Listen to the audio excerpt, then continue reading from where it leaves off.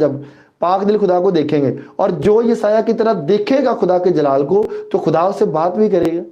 पाक दिल से सब कुछ होना है, पाक दिल से। और देखो मैं आपको एक बात बताता हूँ, बहुत कम लोग हैं जो लहू के बारे में मेडिटेट करते हैं। मैंने पिछली बार भी कहा था, अगर आप पाक होना चाहते हैं आपकी ग्रोनिंग होनी चाहिए। सबसे पहली बात ग्रोनिंग, आपको रोना आना चाहिए खुदा की जुरी में, कई कई घंटे रो।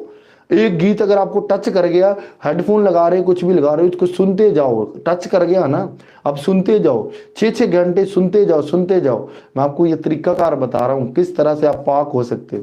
हालेलुया। खुदा का बंदा पौल क्या कहता बदन की मखलसी के लिए, बदन से छुटकारे के लिए मैं बातनी तौर पर कहराता हूं।